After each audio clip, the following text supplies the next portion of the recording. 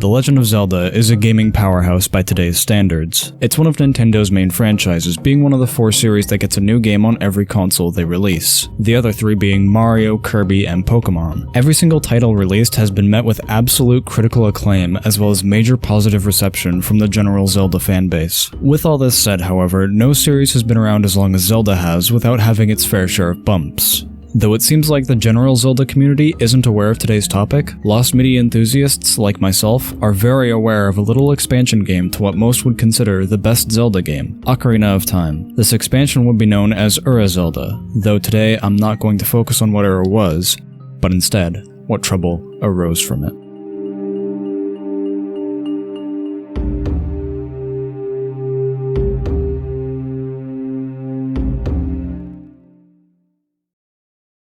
Before we get into the trouble with Ura, I'd like to provide some context about Ura and the system it ran on.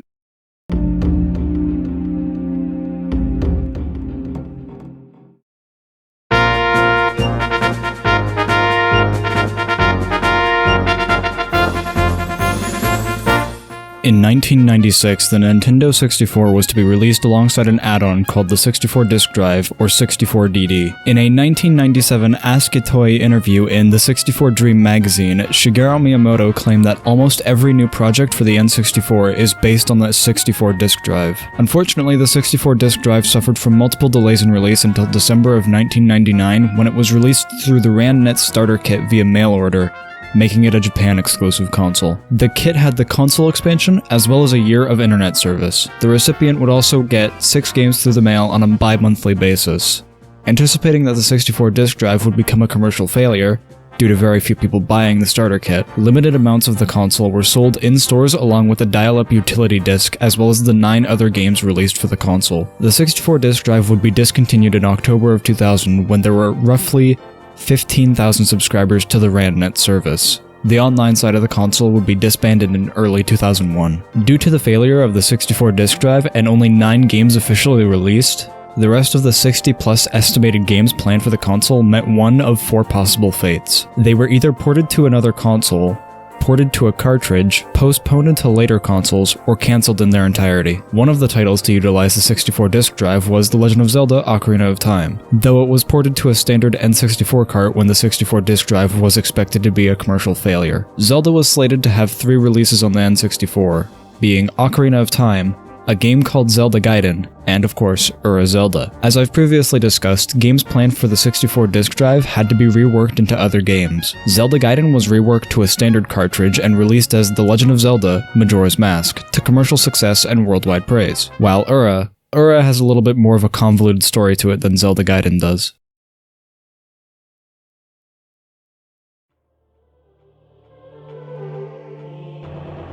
Ura Zelda was the planned expansion for the game Ocarina of Time. It was claimed to be a complete overhaul of the game, implementing new textures, new locations, new characters, new music, and much more. There were also rumors that it would re-implement some beta features, like a special sword beam attack from the previous installments in the franchise. Unfortunately, Ura Zelda never came to be in the way it meant to on the 64 disk drive, due to prolonged development times and the eventual abandonment of the console expansion. Ura Zelda would eventually find life on the GameCube, as Nintendo reused a lot of parts of Ura in later installments. The most obvious game to reuse many things from Ura was The Legend of Zelda: Ocarina of Time Master Quest. Many fans speculate over whether or not Master Quest is what Ura was supposed to be or not, with some pointing to compiled versions of the game not containing any references to the 64 disk drive at all. However, others would point to evidence of Master Quest being the same size as the original Ocarina of Time, even though the purpose of Ura being on the 64 disk drive was to allow for more content than that of a standard cartridge. Due to the uncertainty of Ura Zelda's existence and the discontent felt from Master Quest, in 2010, a small group of Zelda fans banded together to restore what Ura Zelda might have been.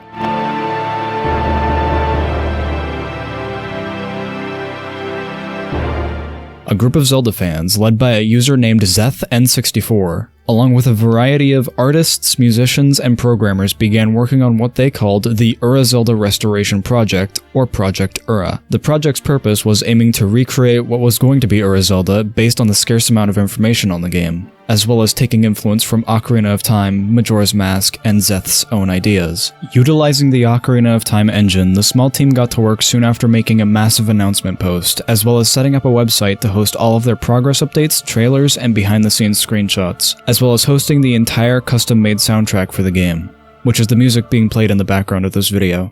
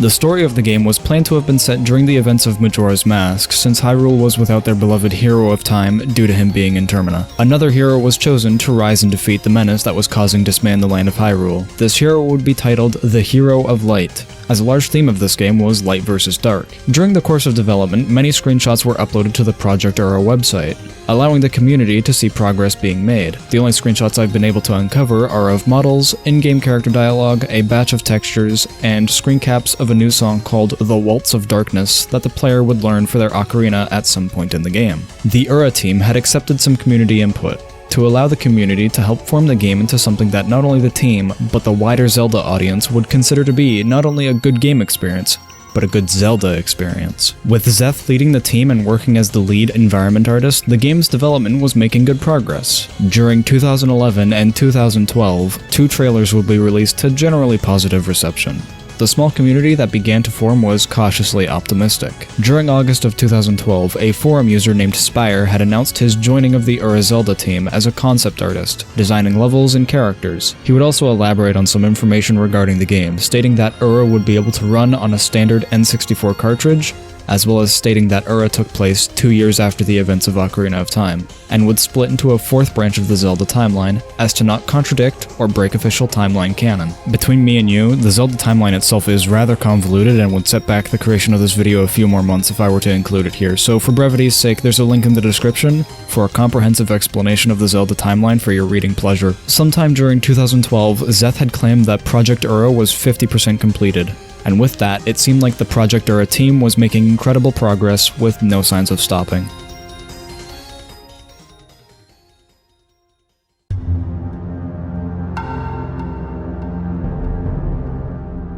2012 to 2013 had several small issues beginning to form that by the end of 2013 were way too big to deal with and had led to infighting between the team, as well as pitting the team against the community. Some issues are more severe than others, but either way it was clear that the stability of the Ura project was beginning to grow worse and worse as time went on.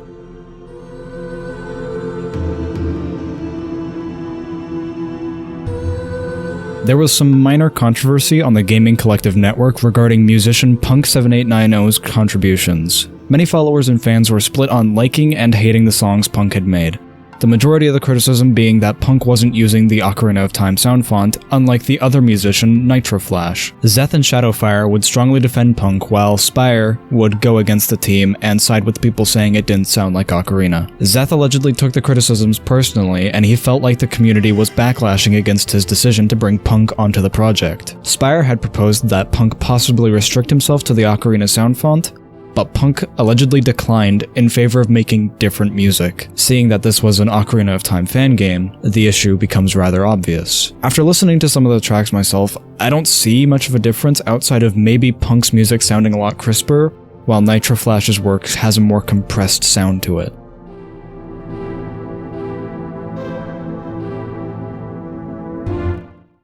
Many people were beginning to get antsy about Zeth constantly promising the release of Trailer 3, which was supposed to finally reveal actual gameplay and more than just the screenshots the community was going off of. Every time it was supposed to come out, some major event would occur, be it a family member passing away, or a hard drive corrupting, or Zeth being hit by a car. All really horrible things, don't get it twisted. It's just rather suspicious that these happened right around the time Zeth was supposed to finally reveal the trailer. Many people, because of this, responded quite negatively to the constant delays of the trailer, soon becoming very bitter towards Zeth, many claiming that they had nothing to showcase at all. Zeth would deflect these critiques by saying that they wanted things to be perfect, specifically saying, "We don't want a Sonic 06.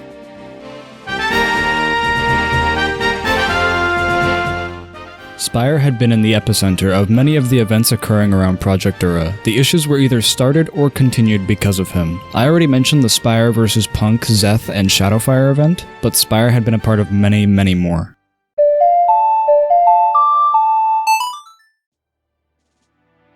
Spire had been posting updates of the Ura work he had done and seen to the users of the Smashboards, as well as answering some questions the users had at the time, stating, "They haven't released about 75% of what progress they've made on it. There's so much going on with the project that it's far from being abandoned," as well as sharing some concept art of a character named Phantom Lord. This wouldn't last long, however, as in October of 2012, Spire had announced his departure from the team, clarifying that he was at fault, becoming too controlling of the project and that he supposes his ideas shook the pillars of the project too much, inflating it to an unrealistic and unstable level. Spire also took full responsibility for the progress coming to an immediate halt. With that, he wished Zeth and the crew well, saying that there was so much potential with a lot of it already realized. This departure wouldn't last long, however, as right before the start of 2013, Spire had joined the team again, and with joining the team, he would announce it to the Smashboards as well as bring some good news along with him. The third trailer for Ura was to be released sometime in mid-January, but might have to be delayed due to an unfortunate incident happening within Zeth's family. He mentioned on the board sometime later that Zeth was back in shape and was working on finishing Trailer 3, and that there was still a lot of work they wanted to get done before it was released.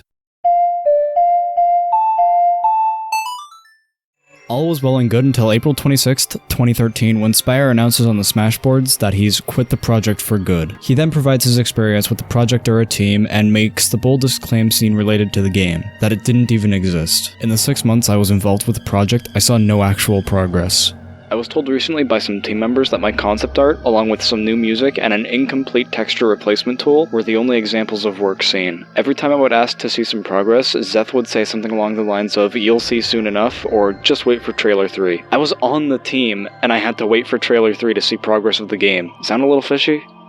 An article came out from EuroGamer about the project, featuring interviews with Spire, who goes by Walton in the article, and Crooked Poe. During the course of the interviews, it was made clear that Spire and Poe still held some negative feelings towards Zeth, with both of them recounting events with Zeth where they would offer some new ideas, only to be shot down by Zeth. Spire recounted an event with Zeth where he had an idea and so he began modeling, and when he presented his early work to Zeth, Zeth responded with a harsh, "No, you're not good enough," which would be the direct cause of Spire leaving the project for good.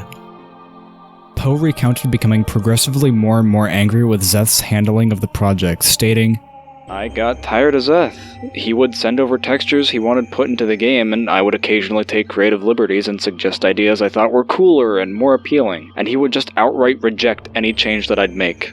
If I didn't do exactly what he wanted, it would end up as arguments in the group chat. I just got tired of it, so eventually I left." Even though both were clearly bitter towards Zeth and the project, they both greatly appreciated the vision and group Zeth had managed to create.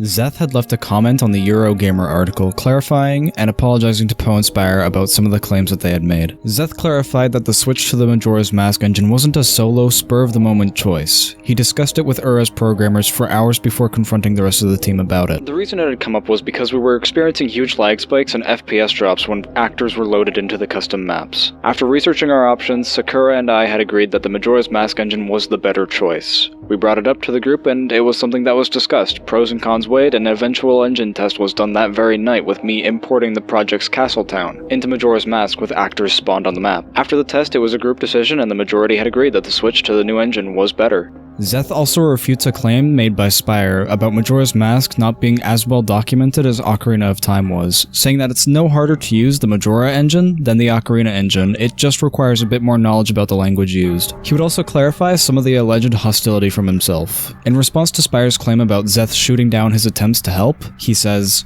I told him what he had done was good for a beginner, and I suggested he try a more professional program such as Blender, which would give him far better control of the maps than SketchUp ever could. While I appreciate his ambition, we honestly had it covered. It wasn't the reason we brought Ben onto the project. I had brought him on to be a concept artist to help us when we needed new ideas. This wasn't meant to discourage or push him away from the project, but I feel like the vision he had for the project differed from what I had, so this led to conflicts of interest. He would also apologize to Poe if anything he said came off as a personal attack or an attempt to hinder his creativity. With all this laid out, I want to make it clear I'm not trying to paint Spire, Zeth, Punk, Shadowfire, or any one person in a bad light. They're humans, they have their flaws. I'm just presenting information that leads to the next chapter.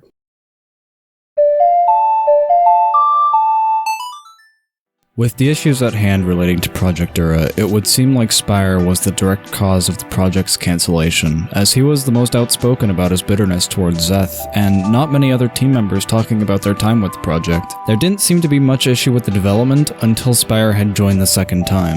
I can absolutely understand why people would feel that way, and from my research, I can also see why the reasoning of Zeth deleted everything in a fit of rage is the generally accepted stance, as evidence shows that Zeth wasn't exactly the most level-headed individual. With that said, I'd like to present a different point of view. During the course of my research, it became more and more obvious that there wasn't a single event that caused the death of Project Ura, but instead many small cracks that grew to be more harmful than previously thought.